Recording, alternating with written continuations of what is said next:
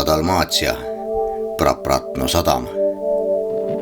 Siin jäävad selja taha linnad ja kiirteed.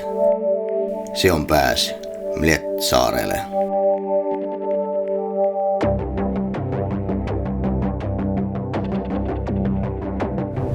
Ja sõidan siis hetkel praamiga Horvaatia mandriosast Mljet saarele, kus siis loodan erinevaid looduskaadreid saada, nii veealuseid kui ka kuivamaa kaadreid.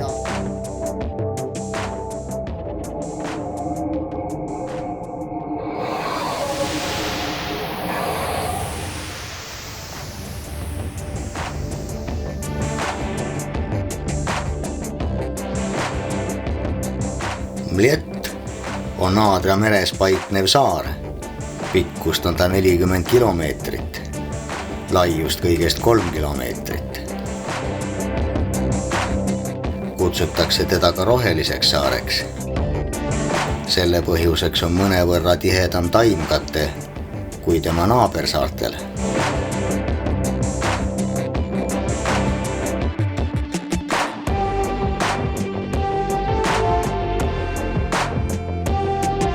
Järsud kaljuseinad muudavad huvitavaks ka veealuse maailma. Seetõttu on Mljet hea sukeldumiskoht.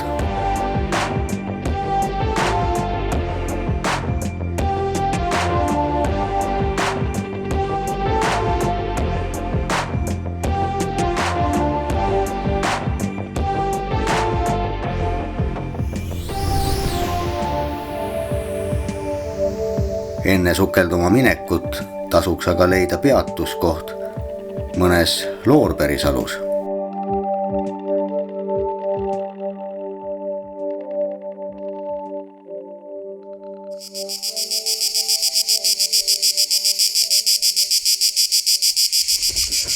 Aga mul on plaanis täna sukelduma minna ja seepärast ma panen nüüd oma kaamera siia veekindla korpuse sisse ja üritan vee all teha mõned pildid ja videod.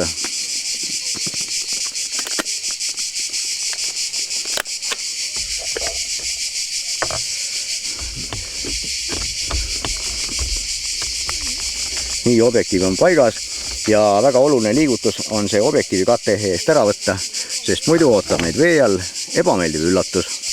Ja nüüd panen külge kupli, läbi mille siis objektiiv vaatab pilti.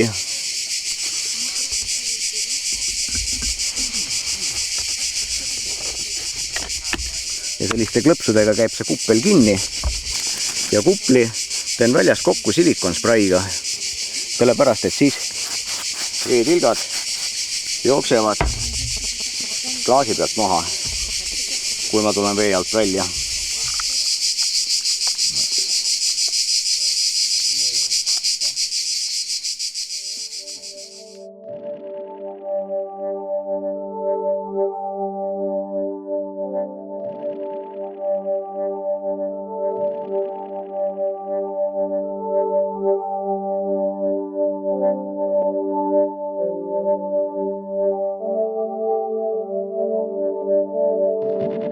Pomena. Siin asub jahisadam, saare ainus hotell ja ainus sukeldumisklubi Aquatica, kelle abil pääseb veealusesse maailma iga litsenseeritud sukelduja.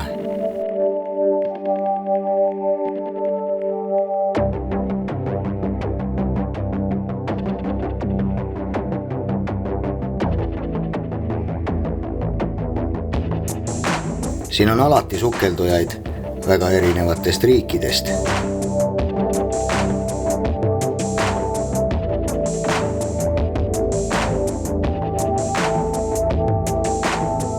Aga nüüd me sõidame sukelduma kuskile, aga ma veel ei tea kuhu ja kohe me saame seda näha.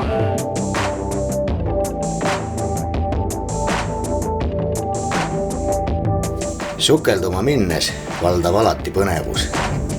Iial ei tea, mida põnevat seekord näeb. Kas mõnda veidrat mereelukat, mõnda huvitavat kala või koguni 8 jalga.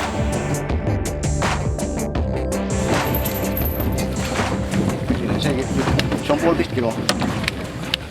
1,5 kilo on mulle hetkel piisav, sellepärast, et mul on ainult 3 mm lipso seljas. Ja sellega hakkab veidik. Ja see on alles lõpus ja natukene.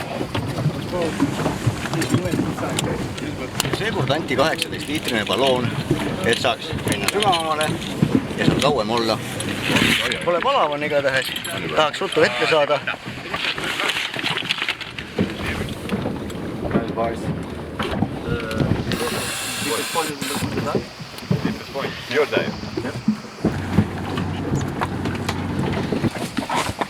Nii, puuts pähe, sest põhjas võib olla külm.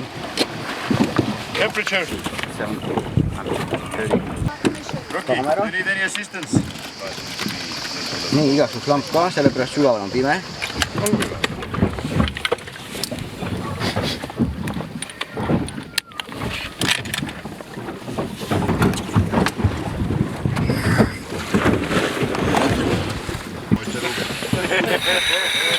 Nüüd on vette minek.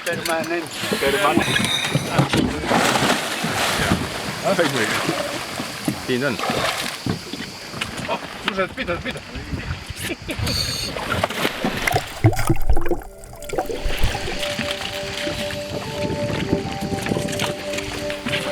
Kohalik sukeldumisinstruktor on abiks varustuse selgapanekul. Vajadusel jagab ka näpunäiteid.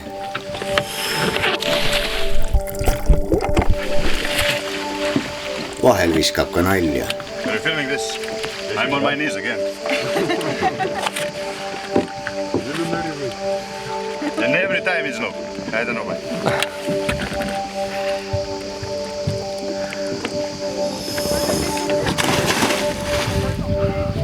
Ja kui kogu rahvas on üle parda heidetud, järgneb neile ka ise.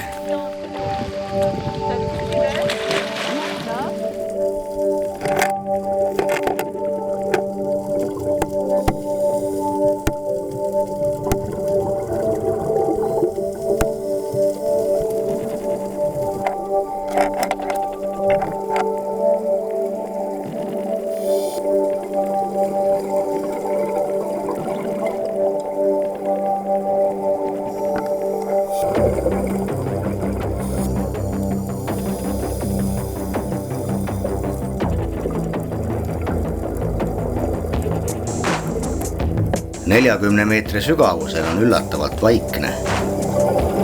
Kadunud on kõik maapealsed helid. Ainsat heli annavad hingamisest tekkinud mullid.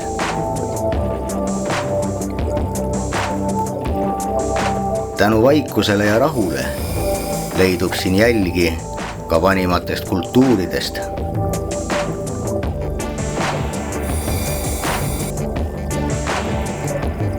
Sügavusse langev kaljusein on koduks paljudele erinevatele eluvormidele. Kuhu iganes lamp suunata, on näha mõnda kummalist olendit.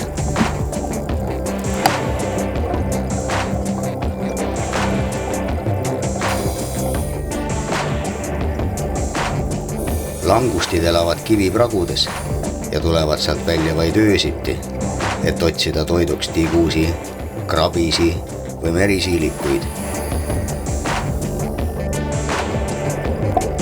Nende eluiga on 50 aasta ringis ja nad võivad kasvada kuni meetri pikkusteks. Langustid elavad tavaliselt gruppidena koos ja peavad omavahel sidet oma pikkade tundlate abil.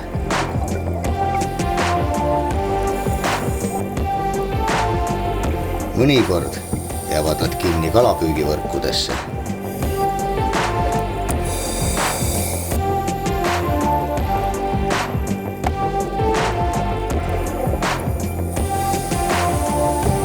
Suplemiseks on vesi mõnusalt soe, veepinnal 30 kraadi. Kuid 10 meetrist allapoole laskudes langeb temperatuur järsult, ulatudes kohati 10 kraadi lähedale. Seega, õhukesega lipsoga on küll mugav, kuid sügaval hakkab sellega külm.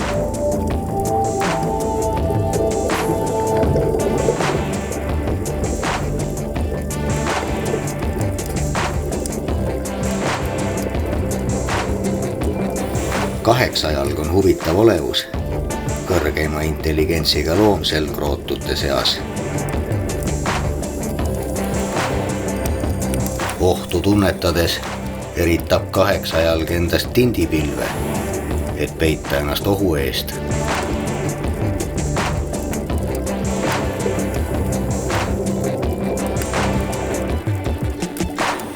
Kaheksajala eluiga on suhteliselt lühike, kõigest 6 kuud. Siinsetes vetes kasvavad kaheksajalad kuni 90 sentimeetri pikkuseks.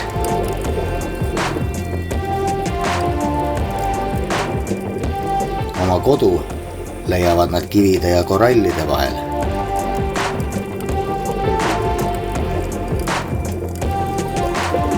Kaheksajalg on võimeline muutma ka oma värvi, et sulanduda ümbritsevaga.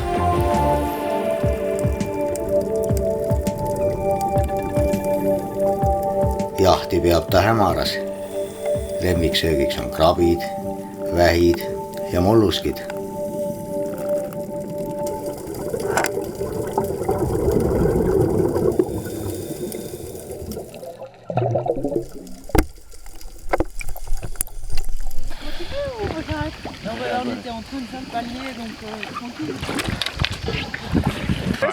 Ja põhjas oli nii külm, et ma värisesin niimoodi, ma ei saanud korralikult videot ka teha, aparaat värises käes.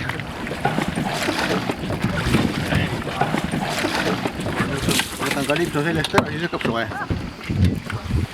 Mitu jalga siis 8 ajal oli? Täpselt 8 jalga oli. Nüüd tõmban kaamera korpuse kuivaks ja siis saab kohvrisse panna. Muidu on kole märg lugu.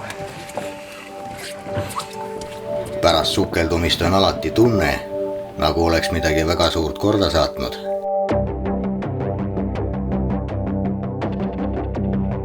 Vee all nähtu ja kogetu on seda ettevõtmist väärt.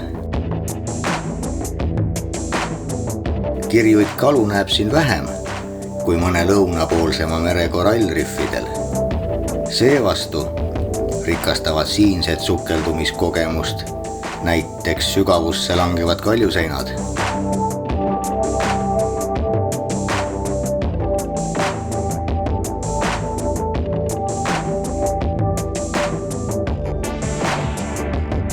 Lisaks sukeldumisele võib minna ka lihtsalt suplema. Selleks on saarel palju huvitavaid kohti.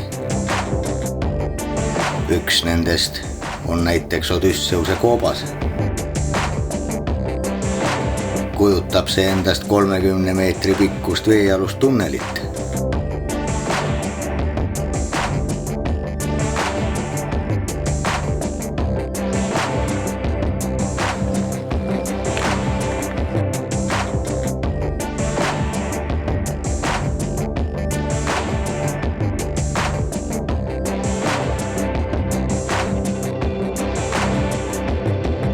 Legendi järgi olla Odysseus leidnud siin endale varjupaiga pärast laevahukku. Siit ka see nimi.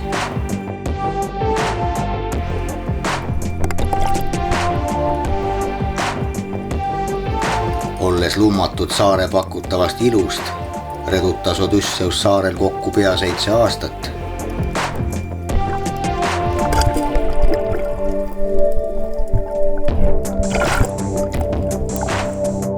See võib seletada asjaolu, miks keegi sellelt saarelt lahkuda ei soovi.